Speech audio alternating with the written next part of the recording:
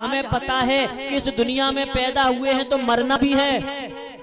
लोगों को आज बांस की लकड़ियों पे कस के जाते देखते हैं तो लगता होगा, कभी तुम्हारे मन में भी विचार आता होगा कि एक दिन वो भी आएगा, एक दिन वो भी सूरज निकलेगा जिस दिन मेरे घर के लोग, मेरे अपने बच्चे ही मुझे इसी तरह बांस पर बांध करके ले जाएंगे और 4 लकड़ी कंडे डाल करके जला करके फूंक देंगे। कभी मन में आता या नहीं? आता है। लेकिन फिर भी अपने जीवन को बनाने के लिए, इसको समझने के लिए हम प्रयास क्यों नहीं करते? क्योंकि एक आकर्षण है इस दुनिया में, इस दुनिया के रिश्तों में। जे मिट्टी के ढेले बना बना करके जो हमने रंग पोत करके इकट्ठे कर लिए हैं, अपना नाम देते हैं। कल तक जो किसी और का था, कुछ समय बाद फिर किसी और का हो जाएगा। लेकिन हम अपना अपना कह करके अपने जीवन को गंवाए दे रहे हैं, मिटाए दे रहे हैं। क्या आपको पता है किस में इतना आकर्षण क्यों है? क्यों हम चाहते हुए इस दुनिया से अलग नहीं हो पाते?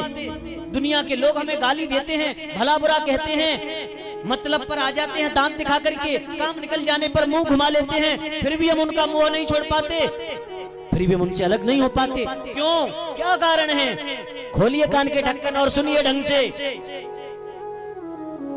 परमात्मा श्री कृष्ण जो आनंद के सागर हैं, उन आनंद के सागर श्री कृष्ण ने उस सागर में से एक बूंद लेकर के, ऐसे एक बूंद, जैसे कोई बर्तन रखा हो जल का, दूध का, उसमें हमने ऐसे उंगली डाली, उंगली डाल करके ऐसे निकाली और एक छींटा मार दिया। केवल मात्र उस एक बूंद का यह कमाल है। क्या लिखते हैं गोस्वामी जी? राम सिया राम, सिया राम जय जय राम। एक बूंद टिका दे, उसको सीकर कहते हैं। तो उस आनंद रूपी सागर में से परमात्मा ने मात्र इस दुनिया में एक बूंद डाली और उसका ये परिणाम है कि आज हम लोग बाबले हुए घूम रहे हैं, बौरे हुए घूम रहे हैं। 4 पूरी का नौता आ जाए तो खावे के ताई 25 किलोमीटर चले जाएंगे सज के, और गांव के गांव में कथा सुनवे के ताई नहीं आ सकते। नहीं थे महाराज अपनी पड़िया देखते रहेंगे, सुनते रहेंगे, नहीं सुन सकते। धोखे को दूर रख दो, वहां जैसे ही मन चला जाएगा हाल इधर उधर, पता ही नहीं चलेगा महाराज क्या कह रहा है। केवल नाम करोगे कि हमने सुन लिया, सुन कुछ नहीं पाओगे। सुनना है तो यहाँ सामने आकर के बैठो, फिर देखता हूं कैसे नहीं जाती तुम्हारे अंदर कथा। आदरणीय बंधुओं, मेरी माताओं, तो सी करते त्रैलोक सुपासी, एक बूंद ही तो है मात्र, उसका ये चमत्कार है। बेटा बेटी करते हम मर जाते हैं, चाहे वह कितना ही हमें भला बुरा कहते रहे, अपना अपना कहते इस दुनिया वाले को हम मरते रहे, जीते रहे, लेकिन ये दुनिया न थी और न हुई और न होगी। ये मतलब से हमसे जुड़ी, मतलब पूरा हो जाने पर सब अपने अपने रास्ते चले जाते हैं।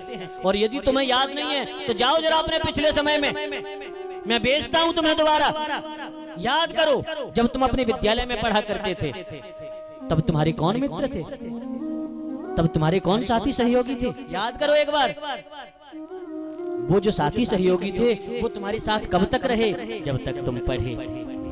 जैसे ही पढ़ाई पूरी हुई फिर हम अपने व्यापार में आगे बढ़े। जब व्यापार में लगे तो जिन लोगों से हमें काम है, अब वो लोग हमारी जिंदगी का हिस्सा हो गए और वो लोग हमसे दूर होते चले गए। फिर हमारा विवाह हुआ तो अभी तक हम जिसे जानते भी नहीं थे, जिससे हमारा कोई परिचय नहीं था, आज उसके एक इशारे पे हम बाजार घूम के आते हैं, आज उसके कहने से हम सब कुछ करते हैं। फिर जिनको हमने देखा भी नहीं था, जाना भी नहीं था, ऐसी संतान हमारी जिंदगी में आई। उस संतान का जब हमने मुख देखा तो हम पिछले के सब लोगों को भूल गए, न यार रहा न दोस्त रहा। और जहां तक है कि अपने माता पिता को भी धीरे धीरे बुलाने लग गए, भाई बहन जिनके बिना हम रहते नहीं थे उनको भी भुलाने लग गए, और फिर केवल जीने लगे तो किसके लिए? अपनी पत्नी और बच्चों के लिए। और उनका होते होते आज जब रिटायर हो गए हैं, बच्चे अपनी जिंदगी में सेट होते जा रहे हैं, तो हमारे पास बैठने के लिए उनके पास 5 मिनट भी समय नहीं होता। अब तुम देखोगे कोई बड़ा बूढ़ा आदमी मिल जाए, भैया नेक बैठ के थोड़ी देर बतरा लें, तो जरा विचार करो, जीवन में तुम्हारे साथ हमेशा रहा कौन? तुम स्वयं बदलते रहे, हर चीज तुम बदलते रहे, लेकिन यदि कुछ नहीं बदला तो मेरे ठाकुर जी का प्रेम है।